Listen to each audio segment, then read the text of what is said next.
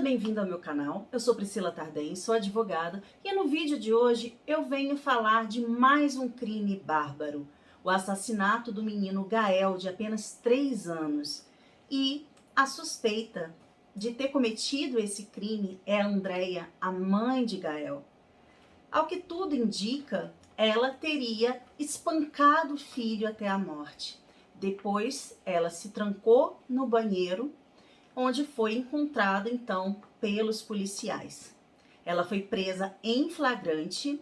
O crime aconteceu no dia 10 de maio agora. E, depois disso, ela foi levada à audiência de custódia e um juiz, então, converteu a prisão em flagrante em prisão preventiva. Eu vou explicar para você o que significa isso na prática, porque a gente fica ouvindo as notícias, né, que saem na imprensa, mas nem sempre a gente consegue compreender exatamente o que está acontecendo. Da mesma forma que eu trouxe esses esclarecimentos em relação ao caso do menino Henri Borel, eu estou aqui agora para explicar para vocês também a situação técnica e jurídica desse caso da morte do menino Gael. Desde que foi presa pela polícia, Andréia, mãe do Gael, vem adotando uma postura para dar a entender que ela estava fora de si quando o crime aconteceu. Ela, em depoimento na polícia, ela não reconhece o crime, não diz que não lembra do crime, não sabe o que aconteceu e, ao que tudo parece, a intenção da Andréia vai ser realmente tentar convencer as pessoas de que ela teve um surto psicótico e que, por isso, ela não pode responder pelo crime que ela teria cometido. Ninguém a viu matando a criança, mas ela era a única pessoa que, até onde se sabe, estava com a criança na cozinha do apartamento onde moram. E assim que aconteceu o fato, a tia-avó da criança se aproximou do local e encontrou já o menino desacordado. Ele ainda chegou a ser socorrido, mas morreu. A mãe, então, que foi pega nessa situação, foi para o banheiro e ali permaneceu trancada até a chegada dos policiais, que arrombaram a porta do banheiro e a encontraram deitada no chão do box. Pelo que eu entendi, ela estava com o chuveiro ligado, caindo água sobre ela, e ela estava em posição fetal. Não podemos dizer se isso tudo faz parte de um teatro para tentar convencer os julgadores do caso que ela teve realmente um problema mental naquela situação, naquela ocasião, e que a fez, então, agredir a criança até a morte.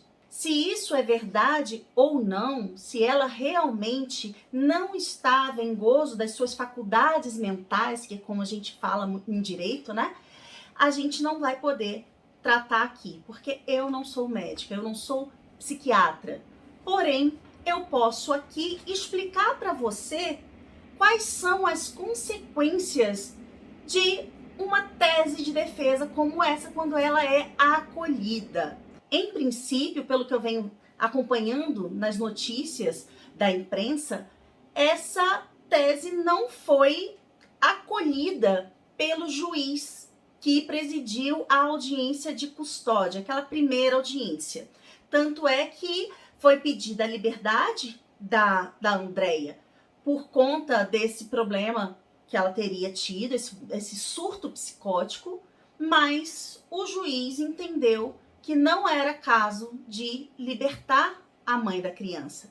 Então, a prisão, que era inicialmente uma prisão em flagrante, ela foi convertida em prisão preventiva. Tecnicamente, isso significa que a delegacia tem agora 10 dias para concluir o inquérito policial e entregar para o Ministério Público todas as informações sobre esse caso e as provas que puderem ser colhidas durante esse tempo. E aí, o Ministério Público, de posse dessas informações, ele vai ter 5 dias para fazer o oferecimento da denúncia. O que é denúncia? É a peça técnica feita pelo promotor de justiça, em que ele pede ao juiz para processar e julgar e condenar aquele acusado de determinado crime.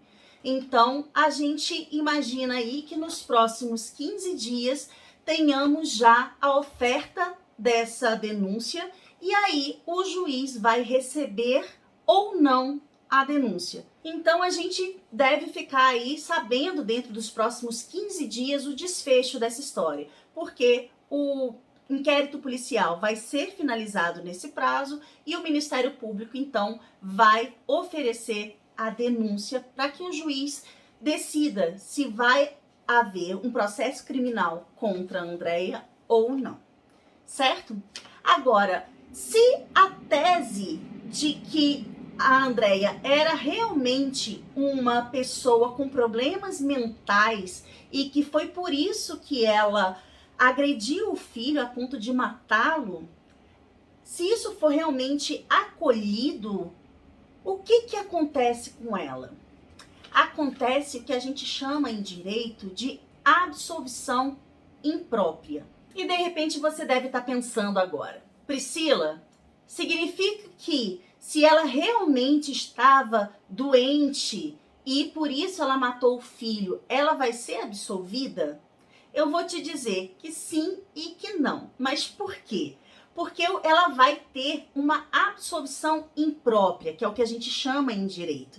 E significa o seguinte: ela vai ser absolvida, porém vai ser reconhecido o cometimento do crime e também vai ser reconhecido que ela não tinha condições psicológicas, psíquicas, de compreender o que estava acontecendo, a gravidade do ato dela. Então, isso vai afastar a pena de prisão. Porém, ela vai cumprir medidas de segurança, que não é uma pena propriamente dita. Por isso que a gente chama de absolvição imprópria. A absolvição é porque ela não vai cumprir uma pena, mas ela vai sim sofrer consequências jurídicas em razão daquele crime que foi cometido. E que consequências são essas?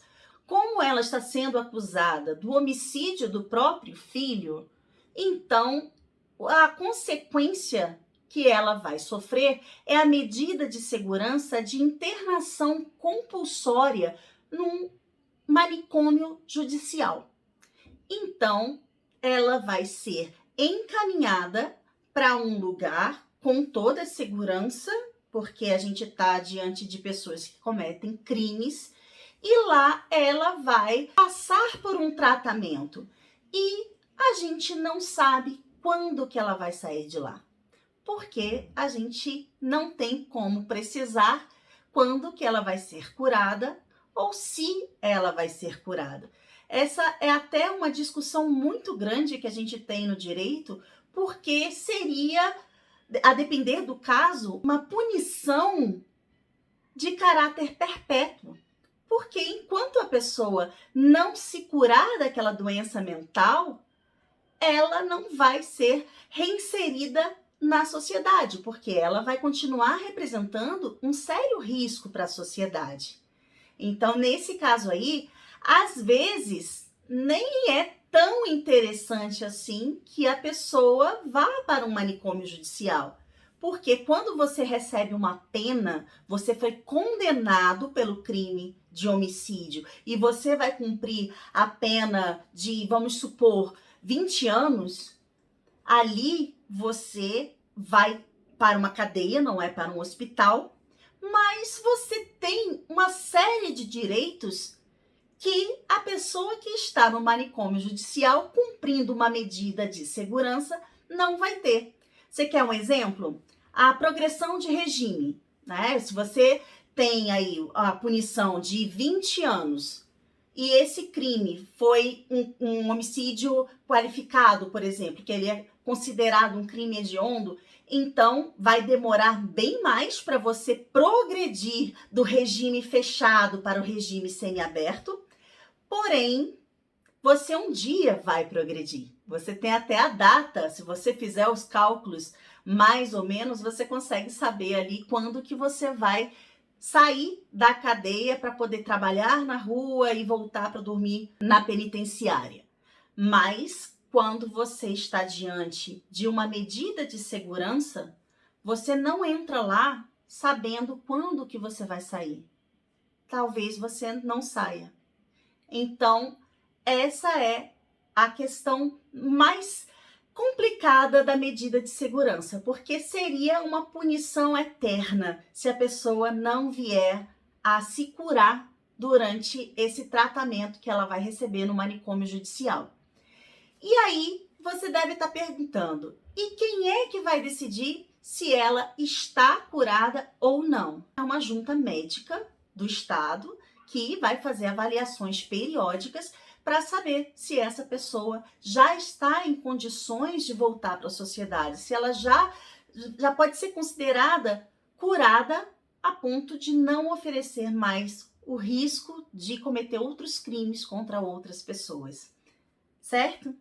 É isso que eu tenho para falar nesse vídeo. Se você gostou desse tema e quiser que eu traga mais informações sobre essa questão da doença mental dentro do processo criminal, existem muitos mais detalhes que eu posso trazer para cá. Só que eu optei por não fazer isso nesse vídeo para não ficar imenso. Coloca aí nos comentários se você quer mais sobre esse assunto, que aí eu trago em outro vídeo explicando com mais detalhes, mas sempre com uma linguagem acessível para que qualquer pessoa possa compreender o processo criminal, ok? Se você gostou do vídeo, por favor, deixa seu like, se inscreve no canal se ainda não for inscrito, porque assim o YouTube vai entendendo que você gostou desse conteúdo, que o conteúdo é relevante e vai então distribuir o meu vídeo para outras pessoas, ok?